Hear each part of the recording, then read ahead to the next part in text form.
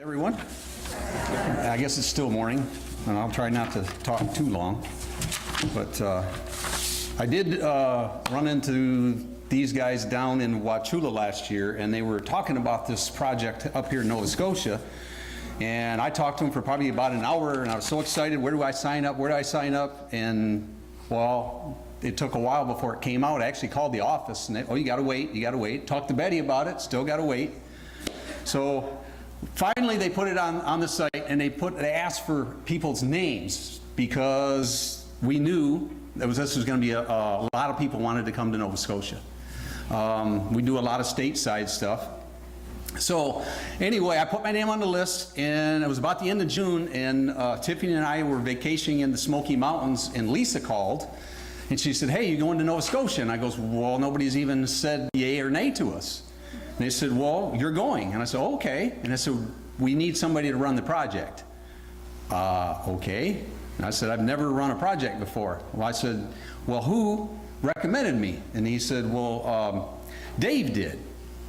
Dave who? Dave Woods. Well, he's the head of all the projects in North America. I said, "Well, that's a pretty good recommendation." So anyway, I thought about it for a couple of days and decided to do it. I called and talked to Betty about it, and then they gave me a contact person, which happened to be Dave Strifling.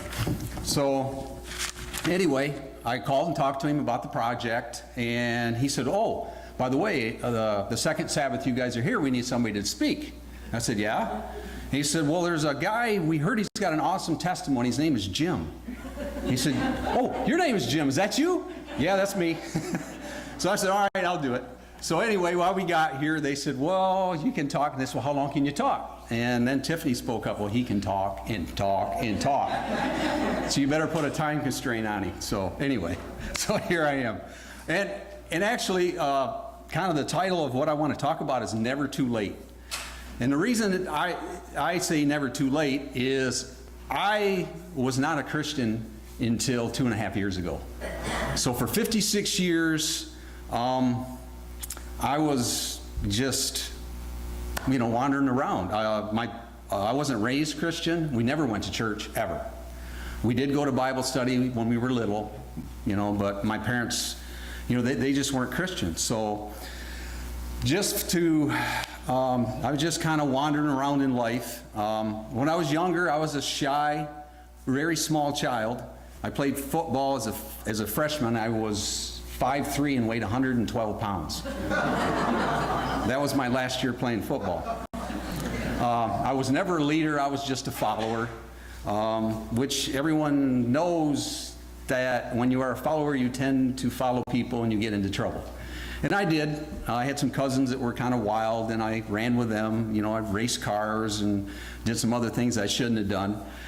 And, I was just, I didn't have that Christian background. I didn't really know. I just, I was out in the world doing whatever everybody else did. And so for that, and then shortly after I turned 18, I got a job at 18 working in a factory. Which I worked there for 37 years. I actually worked in a place called Jiffy Mixes. And I don't know if any of you guys know what Jiffy Mixes is. It comes in a little blue box. And we put out 1.5 million boxes a day. The first time I ever mentioned Jiffy Mix, a lot of people know about Jiffy Mix, but a lot of the Adventists don't eat Jiffy Mix because it's actually made with lard. And the first time I was actually doing my testimony, or before I did my testimony, I mentioned it. And at that point, they thought I was Adventist, and they thought, "Well, it's odd that you're talking about lard like it's nothing." I said, "Well, to us it wasn't, because we probably went through 2 to 3 truckloads a day, putting in a product and putting it out there." But when I did retire, shortly after, they actually came out with a vegetarian version. So now I guess you can continue to buy it because it helps fund my retirement. So not to necessarily put a plug in there, but why not? So anyway, I started there when I was 18 years old, was married at 19, and I actually married a girl that was Catholic, and I wasn't Catholic, and they wanted me to go to classes and all that other stuff, but I decided, I was working nights, so I couldn't go. So they said, "Well, if you agree to raise your kids Catholic, we'll go ahead and marry you in the Catholic Church." Well, at that point, I wasn't a Christian. I didn't care. So I told the priest, I said, "Okay, no problem. But if my kids ever don't want to go to church for whatever reason, I'm not going to force them to go to church.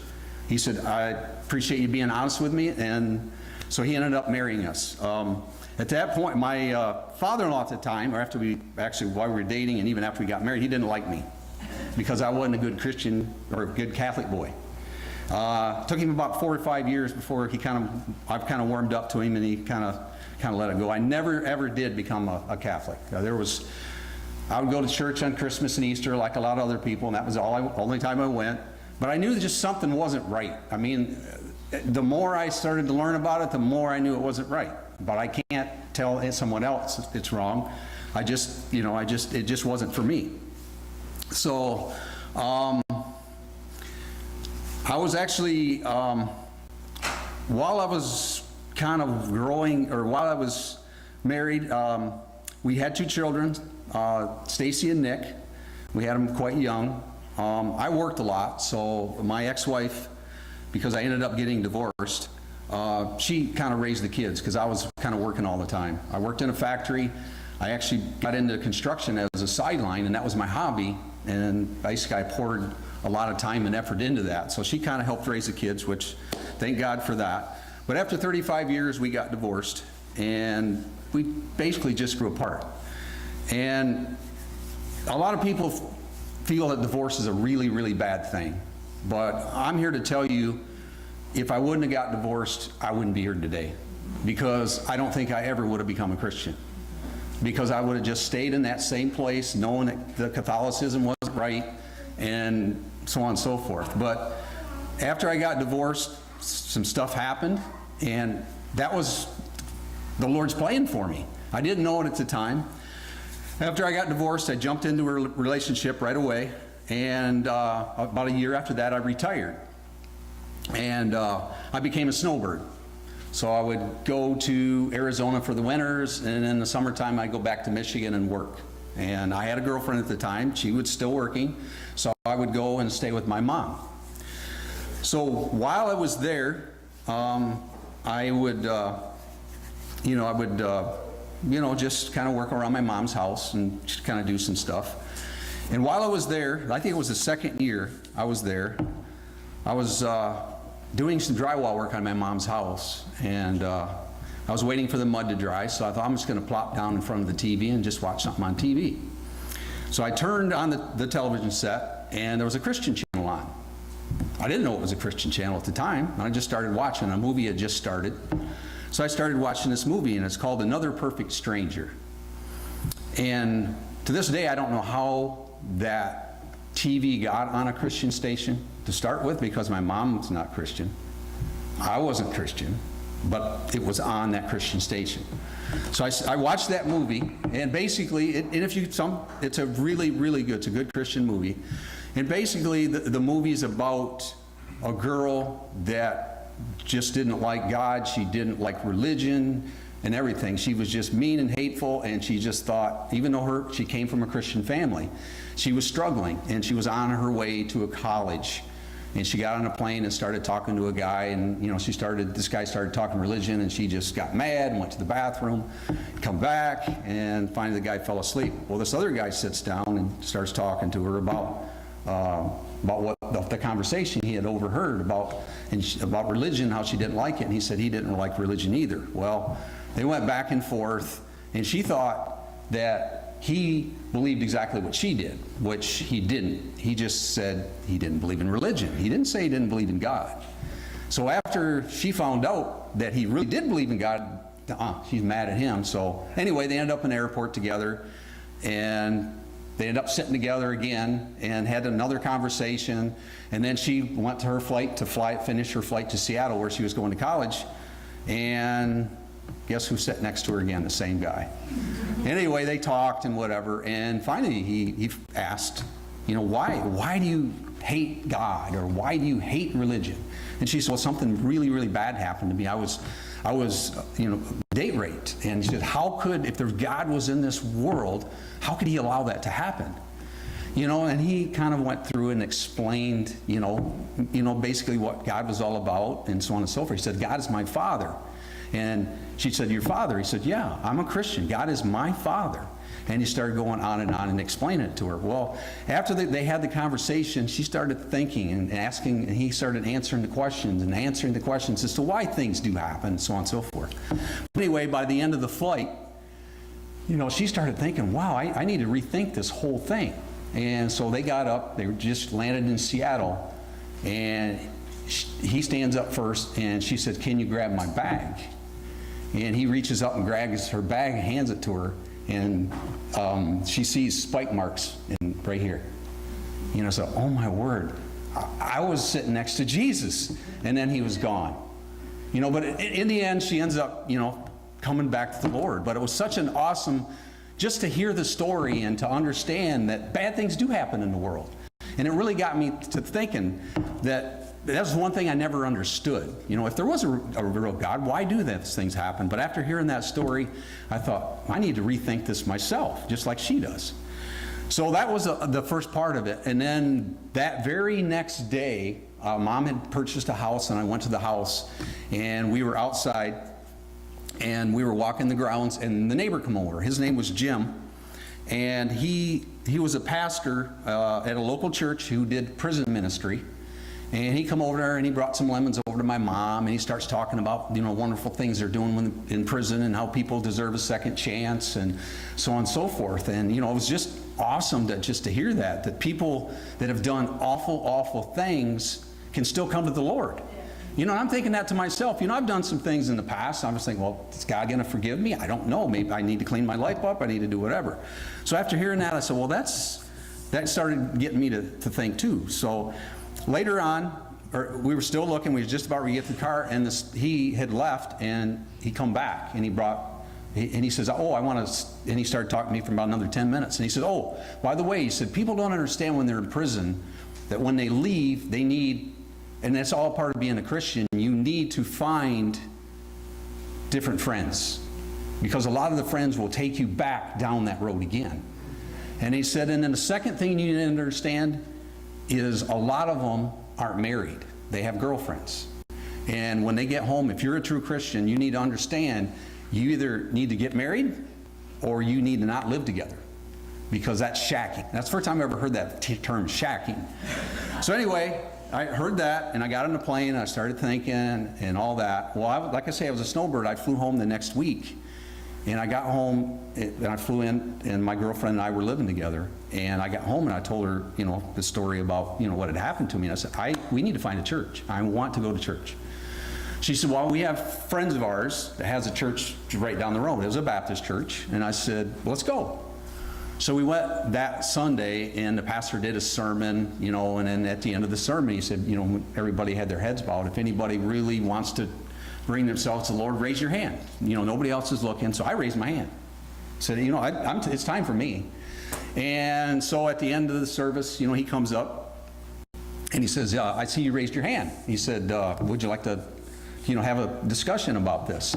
I said, absolutely. He said, well, I said, why don't you come to my house tomorrow night? So he did it. On Monday, he came to the house, and he brought over some literature, and he brought a missionary with him, and we talked about it, and we walked around the house, and we sat down, and we prayed. And he says, okay, Jim, I said, are you really ready to give your life to Jesus? I said, absolutely, except there's one thing I need to do. And he said, what's that? I need to get my life in order. I said, I don't think God would accept me the way I am right now. Where I'm at, what I'm doing. He said, no, absolutely not. You need to understand the good Lord to take you as is. And if you give your life to Jesus, He'll help you. He'll get you to where you need to get. So I did. I gave my life to Jesus that day. The pastor and the missionary guy left, and I turned to my girlfriend at the time, and I said, we can't live together anymore. We can't. I know it's wrong. You know it's wrong. So at that point, she moved out. And then we just, had just a boyfriend-girlfriend relationship at that time. And I started going to church at the Baptist church, Sunday morning, Sunday evening, Wednesday. I was like, every sermon I went to, that pastor was talking to me. Every one. I said, well, I don't know what these other people are hearing, but he's talking to me. And he kept, I just kept absorbing the stuff and going home and studying the scripture. And I was on fire and that's that was just, I just couldn't believe that I had missed so many years of this, and I was just jealous of everyone else that had this in their life. So anyway, one Sunday, he did a sermon about how God wanted the Jews to build them a church, and they didn't do it, and they didn't do it. So they were working 10 times harder in the fields and bringing in 1/10. And finally they decided, let's build that church. And when they did, God blessed them. I said, well, that's an awesome story. And I said, I got a construction background. I've always wanted to build a church.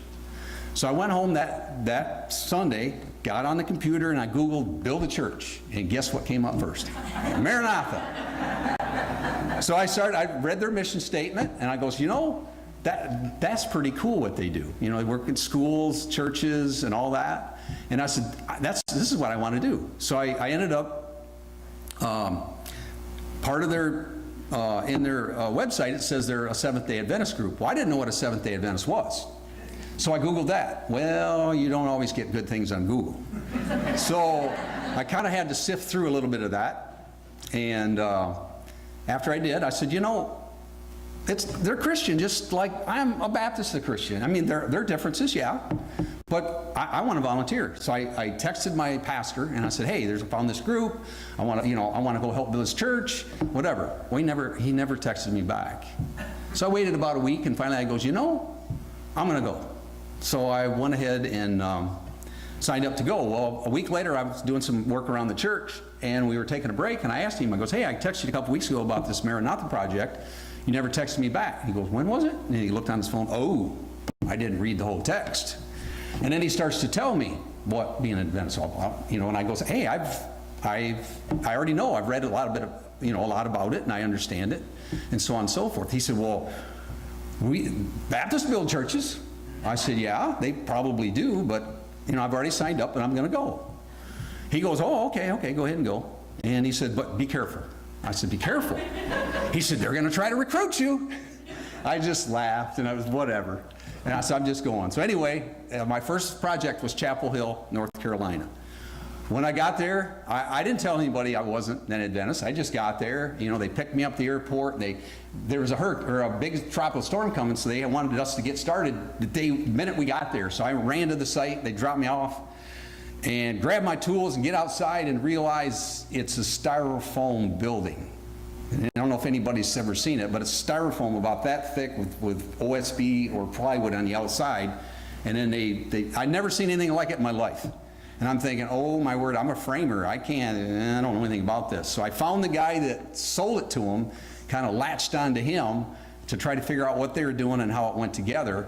And by the second day, he had me running a crew, but he just realized, this guy knows what he's doing. He just needs to understand what we're doing. So, but anyways, that was my first project. It's where I met Betty and actually a couple other people there. There was 45 people there. And we happened to get an opportunity to stay with a couple. A lot of the singles were staying in hotels, but for some reason I was put in a home with there were some other single guys there, with Randy and Terry, and he was a Sabbath school teacher there. And it was just an awesome experience. Now, I never told anybody I was an Adventist. For about 5 days, nobody knew. And then on the 5th day, I think it was, we were sitting at the table, and I don't know if it was Mel or if it was Randy, or I'd said something that didn't quite bode with what they believed. And one of them, they turned to me and they goes, are you an Adventist? I said, no, I'm going to a Baptist church. Oh, okay, that makes sense. At that point, they talked about the differences. It didn't matter. It really didn't. Well, come to find out, I think there was 45 people on the project. There was 3 people that were Baptists, and all the other 42 were Adventists. But you'll find in projects, there are people that aren't, that are just there to do God's work. So anyway, it was an amazing experience. And I went home and I told everybody about it, and everybody, yeah, whatever. But it's one of those things, unless you actually do it, you don't know. You don't know how awesome it is to work with a great group of people, to get it done, and the other day we left when we were exhausted, and we went over to Walmart, which everybody knows, if anybody knows the area, is right across from where the church is. And we're driving by, and I said, look at that. We built that. We, as a group, we built that. Not everybody can do that, but we did that. We did God's work. That's just awesome. I mean, I was excited. Well, Tiffany will tell you I about jumped out of the truck, but anyway, I've done, since then, I've done, I did a project in South Carolina in Hardyville. I did one in Blue Mountain Academy. We worked on the academy there. I did one in Spokane, Washington. I did one in Aiken, South Carolina. I did actually 2 of them in Wauchula. We did the beginning, and then we went back and did the trim work and all that stuff. Then I just did, this year I've done one in Grand Junction, and there was another one in Mill Springs.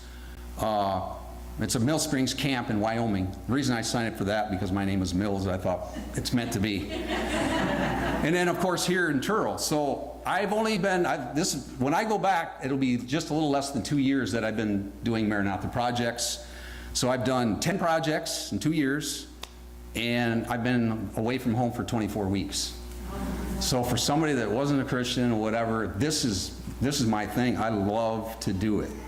I'm up here to praise God for what He's done for me, and I see it in my life. And what's awesome when you hear people's testimonies, you see it in their lives, things that have happened to them. You know how God has blessed them, and the more you do for God, you can't outdo God. Just no way. But I'm going to do my best to just hang in there and just keep doing it. But I want to just give you just a couple of times or just situations where I've been blessed. One of them was the Spokane trip. There was a couple that told me about the Spokane trip, and I went home for the summer to work. And I said, I can't go, I'm going to be working all summer. Well, the project I was working on was postponed for a few weeks. So the opportunity to go to Spokane I was able to fit it in if I wanted to go. So I jumped online and I said, and I looked at the price to fly there, and it was $600 round trip. So I goes, that's more than I want to spend. But I really wanted to go. So I prayed to God, and I prayed and I prayed. And I said, God, I really want to go, but you need to make it more affordable. So after about 2 or 3 days, I just kept watching every day. I went online, and all of a sudden I could fly to Spokane for $129. And then after that, I was gonna go ahead and go on to Arizona we were gonna do a road trip with my grandkids. I had a Southwest ticket, and I was able to change that ticket for nothing. So it went from $600 to $129. So at that point, God wants me to go. So I went, and again, it was awesome because I mostly knew the people from the east side, but I got to meet the people from the west side. Janice and Ernie were there, and Alma and Charlie were there. That was the only 4 people I knew when I got there. But when I got there, everybody welcomed me, and now I got numerous friends even from that side. On that very same project, it was a 2-week project, and I was going to be there 2 weeks, flying to Arizona, and I was going to be there for 9 days, and then we're going to do a road trip back. So I was there working, and after 2 weeks, it was really, really hot there, and we were exhausted, but we were about a week behind, and we wanted to get it closed in, but after 2 weeks, I got my plane ticket to fly. Well, the host family said, is there any way you can stay another week? And I goes, well, I said, I already got my ticket, I got my boarding pass, and I'm leaving at 2 o'clock today, but I'll see what I can do. So while we were eating breakfast, I'm on my phone. I was able to change my ticket for $75 and stay that extra day, or extra week. So I said, well, God wants me to stay. Again, He wants me to stay that extra week. So I called my realtor, and I said, because I was looking for 2 winters. When I was a snowbird, I tried to find a house, and I kept getting outbid. The deal kept falling through, and I don't know why. It just didn't work for me. And that was one of the reasons I was going to spend 9 days down there. I was going to find a house. I'm not going to live with my mom again during the winter. Not going to happen. Two winters was enough. So anyways, I called my realtor, and I said, I don't have 9 days. I have 2. I have 48 hours, and then I'm getting in a car, and I'm doing a road trip. And he goes, well, is there anything you're looking at? I goes, well, there's 2 houses, but they're gone now, whatever. But I'll be there, if I see something, I'll let you know. So I ended up staying the extra week, and then went to fly home. Well, I had to do a stopover in Sacramento. And I'm getting ready to get on my plane, and I look, and there was a young man sitting there that I knew was on the same flight I was. It was a nephew. and he happened to be in town. He worked for UPS. Got on the same plane. This is a young guy that lived in California that I knew him just to know him, but I didn't really know him. But him and I spent 4 hours together. And I just got an awesome opportunity to really get to know him. So that was a blessing all in itself before I even went. So anyway, I get to Arizona, and when I got there, they had one of those nasty dust storms they get. Dust is blowing all over the place. My daughter they didn't want her to come to the airport, but she came and got us anyway. She got me home, and I just decided to spend one night with her, and then the other night with my mom, and then we were doing a road trip. So that night, I spent some time with my grandkids. I got 2 grandkids there. And put them to bed, and I got on my computer to see if there's something out there for sale. Just, who knows? So anyway, I turned the computer on, and one of the houses I was looking at went off pending. And not only did it go off pending, but they dropped the price $8,000. So I emailed my realtor. I want to see the house in the morning as soon as possible. He emailed me back, 8 o'clock, you can see it. Got up next morning, my granddaughter's about 7 o'clock. She got up with me, and she goes, and I says, can you go in and wake your mom up, see if she wants to go look at a house with me? Oh, Grandpa, I'm not going. No, you go in there. I'm not going in there. Your mom and dad are in there. You go in there. She says, it's okay if you go in there. So she finally went in and woke my daughter up. She come out, and I said, do you want to go look at a house? She said, okay. So we went and looked at this house, and it was exactly what I wanted. So I put an offer in on it, but I told him, I'm going to only be here 48 hours. So I'm making the offer now, but I have to know by tonight. Because, and the reason is, and I don't have any more money. This is all the money I have. To beg, borrow, steal, whatever, this is all I have, and I can't go a penny higher. But I need to know by tonight. So they put the offer out there, they accepted it, and I did the inspection the next morning. Inspected the house, and it needed a water heater, and the lady agreed to pay for it. So basically in 48 hours, I got the house that I was always looking for. And what I was looking for in Arizona, which made it really, really tough, is I'm from Michigan. I love the green grass, like everybody around here. Well, in Arizona, it's gravel. You get green gravel, you don't get green grass. So I wanted a house that basically backed up to a golf course or something, so I could look out the window and see the green grass, not the wall and the gravel. So this house that I found, it's got an open fence with green grass with a lake on the other side of it. So, and I grew up as a child on a lake, and I never thought I'd ever get back to the lake. So anyway, it was just like, God, for me staying that extra week, when I called up to Spokane and told them, the gal I stayed with said, God blessed you like right away. You see that by staying that extra week? He's been, and all those houses that fell through, they needed to fall through for you to get the house that you really, really wanted to have. So, I mean, that was an awesome blessing all in itself. So those are just 2 things that have happened just while doing Maranatha. But, okay, another thing I'd like to do is just kind of give you a few people that I've met and how they've influenced my life. One of them is Mel Kohlfarber. I did a project with Mel in North Carolina, let's see, South Carolina, Blue Mountain, and now here in Nova Scotia. Mel wasn't feeling very well when we were there. We actually stayed in the same room. We rode back and forth. We kind of got to know each other, and we had a lot of conversations about religion and God and everything while we were there. Well, at the end of the project, he wasn't feeling quite well, and he took a little nap in the truck one day. I didn't even know where's Mel. He was taking, and again, that's what we do. If you get wore out, you take a nap because, you know, we don't want nobody to get hurt. But he wasn't feeling well. At the end of the project, he asked me, I was supposed to fly home. He said, do you mind riding home with me? It'd be nice if I had somebody with me. And I goes, absolutely. I happen to have a Southwest ticket again. That's another blessing all in itself. So I just canceled my ticket, and him and I drove home. I think it was 12-hour drive. We talked the whole way about anything. And because I'm a new Christian, I have a lot of questions. I have no problem asking questions, and he was there to answer that. And so we've become really good friends, and you know, we usually in contact with each other every few weeks, or at least every once a month. And he's went through some health issues, and when he found out I was leading the project, he really wanted to come. But there was 55 people that signed up for this project, and they only chose 19 of us. So we're lucky to be here as it is. Well, the project was full. Mel was put on a waiting list. And I really wanted Mel to come because, I mean, he's a really close friend, and I knew that, you know, he would be there to help me and support me. And then I had met Sue, and, you know, so it'd be just an awesome experience if they could come. So I prayed to God. I said, somebody's got to cancel. Something's got to happen so he can get on that list. Well, somebody got in a car accident, and it was the only car they had, and they couldn't get here. So once we found out that was going on, they wanted to have somebody go down to Bangor, Maine to pick them up. Well, Betty told me that's 6 hours or something away, and she said that's not going to happen. So she actually called, and they canceled. And so we got a hold of Lisa, who's kind of in charge, and she got a hold of them, and they got an opportunity to come. So we ended up changed our tickets, flew to Michigan, and rode up with them. So we got to spend some time with them. So, I mean, that's just one person I've met, and it's just an awesome experience there.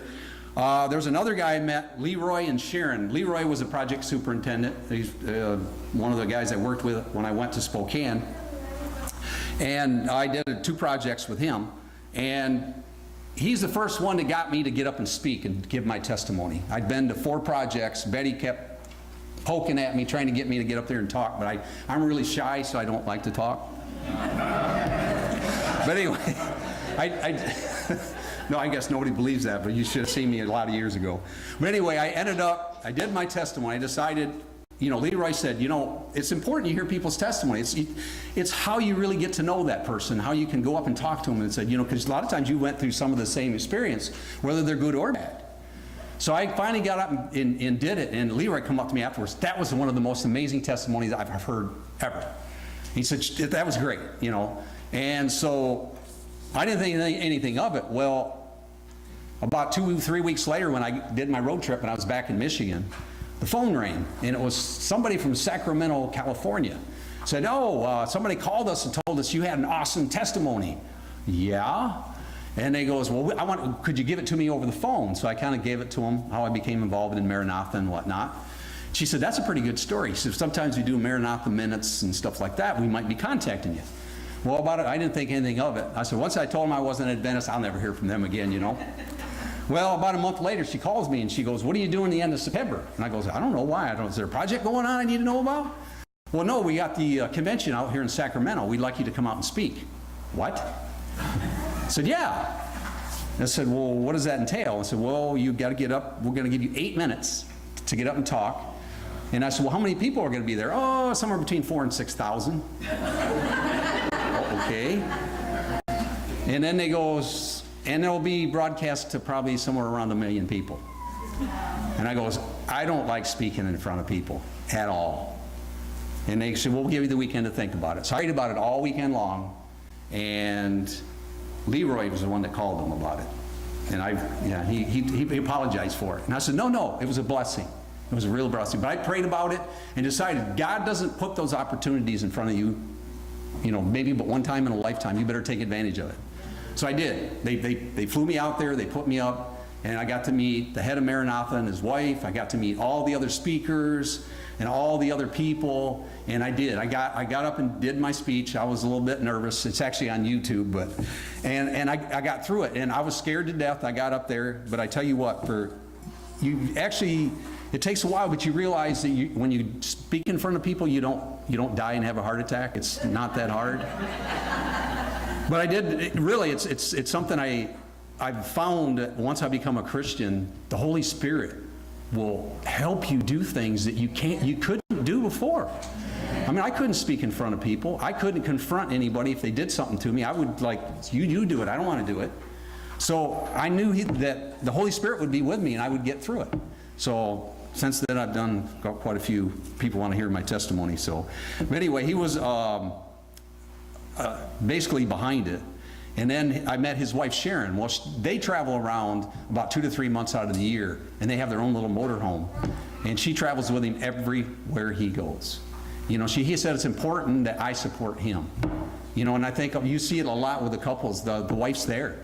They don't always, you know, sometimes they work in the kitchen. Sometimes, like these two right here, are like, either if they're not together, then Wayne's hollering at her to get closer to him. But you see that it's important to have that support, and that's something that I want. And I was really fortunate. Actually, I asked a favor to my girlfriend Tiffany. She wasn't even signed up, but I asked. I said, if I do it, can you do me a favor and let her come? Because she'd really like to do a project, and they did. They made that happen. So that's pretty amazing. And again, one of the other people I met is Betty over here. First time I met Betty, I mean, she was a project coordinator, and she was like the big cheerleader, and she kept, just like, how can somebody be so cheerful? And she's bouncing around and just all happy and whatever. But there was something that happened there that was, I don't know if she even remembers this. She was actually, you remember when you were putting in the bracing up above? And there's like 2 foot spacing, and she's going across, and all of a sudden there's a narrow spot, and she couldn't get it to fit, and she was so frustrated, and I was standing there, and she was like, I can't figure it out. They cut it 4 times, so finally I goes, I'm going to stop and help her with it, and I did, and after that we started starting to talk and whatever, and then I said, well, there's another gal on the other side, I better go help her. Whatever, but as a Maranatha group, if you see somebody struggling with something or they don't know, you stop to help them. And you have to, this is one of the hardest things for me to figure out, is that I usually do things all by myself. And I sometimes do wander off and do things by myself, but we can't build a church by ourselves. I can't do it. I can probably build my own house for the most part by myself, but I can't do it. Not in 2 weeks I can't. So, I mean, you have to understand, you have to teach people. And, of course, Tiffany's saying, yeah, you do. But, so, I mean, it's all part of a learning experience. And Betty is a prime example of that. When she first started, I won't say how many years ago, she didn't hardly know probably which end of the hammer was. Now she's up on the scaffolding and is almost swinging around like a monkey like me. And I don't think she's afraid of anything, which is awesome. But you can see how far you can come. And we've had some like newcomers. I think they put a couple of newcomers in every time, because if you keep putting the same people in there and you don't bring in that little bit of flavor so they can learn and get the fever, it's not going to happen. It'll shrink, just like some churches will shrink, if you don't. So anyway, so Betty is awesome. I've done 5 or 6 projects with her out of the 10, I believe. Another couple is Janice and Ernie. I met them in Chapel Hill. Done 5 projects with them. One quick experience with Janice, she was doing, I think it was Blue Mountain Academy. She was doing her testimony because she was originally Jewish before they went to Methodist, and then I think eventually became Adventist, and she was telling her testimony about being Jewish and how basically her family disowned her when she walked away. And I'm listening to that intently, and then after she was done, I said, well, I got a question for you. And she said, what's that? She said, what's the difference between a Christian and being Jewish? I didn't know. And she said, I think everybody's like, what? You don't know? And I goes, no, I don't. I've only been a Christian for like 6 months. I don't know the difference. So anyway, they explained it and whatever, and they've been a couple that I've done a lot of stuff with, and they've become really, really good friends. They actually came and visited us. They went to church with us a couple of days when they were down in Arizona. But one thing they did for me, I told them I had read through the Bible, and I did an easier read type Bible, and I said I want to because a lot of the people really want you to read King James, and I said I can't start there. I can't absorb it, but I would like to work my way up to it. So while I was there, I just finished it, and I just started reading The Great Controversy, and I said, but the next book I want to read is I want a different Bible, and I want to read through it again. So while we were at the project, they went into town and they got me a new Bible, one similar to theirs, and they actually inscribed my name on it. So that's awesome. That's actually the Bible that I have right here. So I am working my way through this. Another guy I had met, his name is Fred. Fred is the most awesome person. He's like a big monster teddy bear. You can't find anybody so happy-go-lucky as Fred. Fred, one of the things he does, if you ask Fred to use his pencil, he's got it attached to him. He's got one of those little pull things. He said, here, you can use my pencil. I have to come with you. But I actually got an opportunity. Fred took me to the airport one time, and we started talking, and I found out he was divorced too, and which really surprised me. Who would divorce Fred? I mean, he's just that awesome guy, And he said, well, like in my relationship, just like in his, they just grew apart. And so, it just didn't work out, but he has met this other lady, and I don't know how long they've been married, quite a while, But it's amazing when we were at the camp, this first time I think it was in South Carolina, we were in this camp. Every evening he would call his wife and they would do a Bible study on the phone each night. And it was like, oh, that is awesome. That is so awesome. So, I mean, just to see something like that and all that. And he's actually the one that gave me the book, The Great Controversy, and he inscribed something in it. What's interesting about Fred is Fred and his wife are not the same denomination, but they still support each other. You know, and that's awesome too. I mean, to see that it's not black and white so much. It's about being a Christian. Another young guy I met, his name was Michael. Everybody remembers Michael from Blue Mountain Academy. Young kid, 18 years old, knows everything. He actually got he was very musically inclined. He worked with the kids there. And before we left, they actually offered him a $5,000 scholarship to go to school that year. And next year, he was speechless. His mom was crying. But he was doing fundraising to be able to afford to go, and he shattered his kneecap. And then he couldn't go. Well, one of the church members had bought him a plane ticket, which he was able to trade in so he could fly out to Washington to do a project this year. And then he ended up, which I didn't know he was coming, because we had heard he wasn't coming to Blue Mountain Academy because he was embarrassed, because he didn't go, you know. But, you know, the opportunity's there. God does things that you just don't understand sometimes. Well, he ended up coming to the Colorado project, and he got there. And one of the things he said, and this is why I kind of want to bring it up, is he was talking about he took a bus. He didn't have a lot of money, so he took a bus from Washington. It was a 2-day bus ride down to Colorado. And he told us about an experience he had on the bus where there was a guy come up and sit next to him, and of course he's tired and groggy. And the guy sits next to him and said, you know, young man, how are you doing today? I'm doing awful. He said, awful? Yes, I'm awful. I've been on a bus for almost 2 days and I'm awful. Well, the guy didn't want to talk to him after that. So he was telling us this, and I goes, why did you do that? He goes, that guy doesn't care how I feel. I said, well, how do you know that? How do you know God didn't put that person in your path to maybe help that person? But when you talk to somebody like that, and they don't want to talk to you after you say that and everything. And I said, when you showed up today and I asked you, you know, and I was really surprised to see how you were doing, did you think I didn't want to know? Well, that's different. How do you know? You don't know that other person. I said, you need to understand in life there's going to be lots of opportunities for you to step in, you know, and don't be like that. So he's still like, whatever. But anyway, right after that, there was another, I just have to talk about this one other guy. We have a lot of wonderful people that are there, and we also have people that get underneath our skin. There's one guy, his name is Daryl. I don't know if any of you other guys have met him, but he is very, very, very opinionated. And there's 3 ways of doing something. There's Daryl's way, and then there's Daryl's way. And the first time I met him in Spokane, he was up there working on something. They were raising a wall, and I'm over here because I don't know Daryl. And he is screaming and yelling at everybody. And Leroy was in charge, and I'm so, who is this guy? He was loud and obnoxious. Well, later on the next day, because of his actions, Leroy brings in this thing, and it's a dog chain, and it has a number 2 on it. And he calls him out, and he says, hey, I'm number 1 on this project, and here, you can be number 2. I run the show. So he kind of brought him down a notch.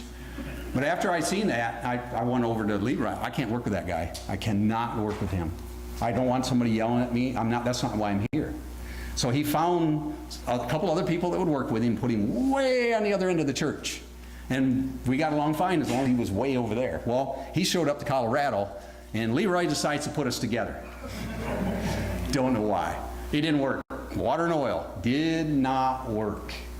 So after about 3 hours, he realized it wasn't going to work because we were just going back and forth because I just didn't want to always do it Daryl's way. So finally, he ends up putting him to work with some girls, and he was very much more well-behaved with them. So at that point, I went to him that night, don't ever do that to me again. Put me with Daryl. So anyway, Michael, the young Michael, who happened to be there at the same time, he sees all this going on that me and Daryl just don't see eye to eye. And anyway, he's there 2 weeks, and Michael was still there, and he went to go home. Daryl did. And he went to pack his tools up. And before he left, I went and shook his hand and wished him farewell. And then we went off to dinner. Well, Michael come off, he was watching the whole thing, comes back, and he goes, why did you shake his hand? You don't like him, you hate him. I said, I don't hate him. I have a mutual respect for him. I mean, he really knows what he's doing. He just doesn't know how to put it out there. I have all the respect. I don't hate anyone. And we just have this respect, but we just can't work together. You need to understand that's the way it is with some people. So sometimes you see these things going on, these little experiences and stuff that you have, and it's pretty awesome. But anyway, I promise this is the last one. This is something that actually Pastor Dave did his short little testimony thing a couple days ago, and leading up to it, Tiffany and I were going to another church, and we had mentioned something about, we went to a thing called Harvest America, and it's a concert where they bring some bands together, and then they have a speaker, and then at the end of it, there was like 15 to 20,000 people went down and gave their life to the Lord out of like 60,000. And for us to be a part of that, I mean, I actually drove 9 hours and then 9 hours back to go to that concert with Tiffany. And it was one of the most amazing things for me to be a part of as a new Christian, to see that many people go to the Lord. And we actually watched a couple in front of us. The couple got up, and the guy stood there for a while, while everybody was kind of going down to the thing. And finally he decided to go. And he wasn't a Christian. And as soon as he left, his wife started to cry. I mean, she had no idea he was going to give himself to the Lord that day. And he started walking down, and then he blocked his way. And we thought, oh my God, he's going to come back to his seat. But he didn't. He come all the way back around, walked all the way around the stadium to come down. And to see that and to be a part of it, it was an amazing thing. And I went back to Colorado, and I told everybody about it, and I said, that's awesome. Well, the church we were going to, and we talked to them about, we just mentioned it to them because we were excited about that. We think it's awesome for people to come to God. They were like, wow, that's not good.